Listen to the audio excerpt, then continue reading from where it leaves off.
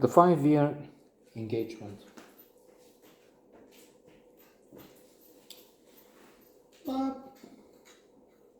Watchable comedy. 62 Metascore, which means it's not outstanding, it's not spectacular. Some critics liked it, quite a few didn't.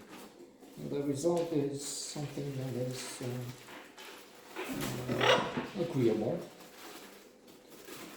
and that's mainly due to the lead actors, Emily Blunt in particular, I'd say. She's Violet, and Jason Segel, Tom Solomon. Jason Segel seen recently in Winning Time, where he is the coach of the Lakers for some time, not a long time. As it's clear from the title, they have a long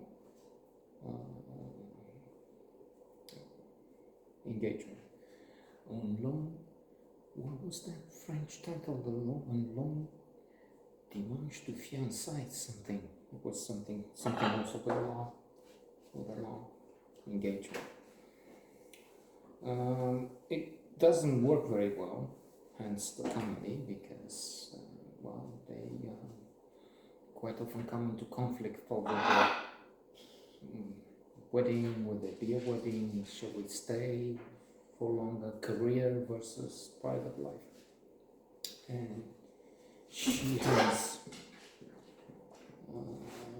Emily, aka Violet, she has some opportunities, not compatible in her career. So Tom, I was going to say, has to follow her. No, he doesn't, but then he chooses. He has to, unless he wants this to somehow end, and it's. Oh, I see he's a co-writer here, Jason Segel. Interesting.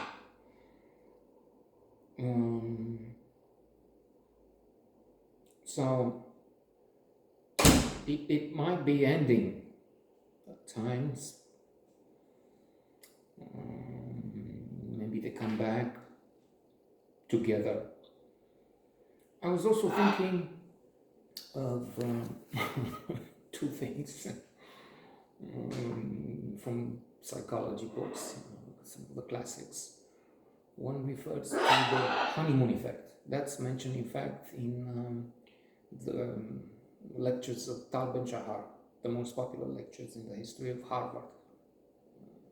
Teachers positively used to. Now he's a successful book writer, he gives lectures.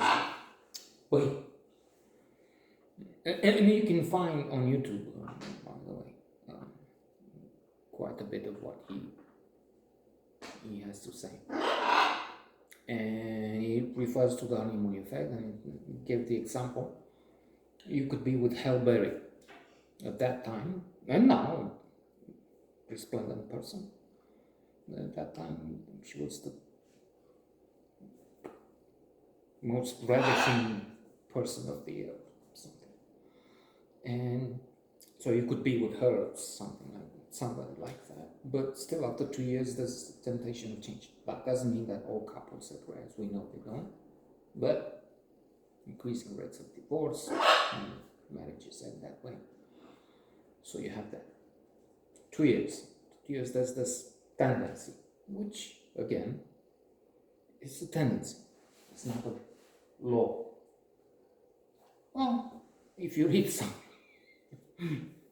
other books, you could conclude. And then to end, second thing I was thinking is, which is related to this, the Coolidge effect. And here's the anecdote. I mentioned in other videos, of course, but I don't think we have something like a regular viewer.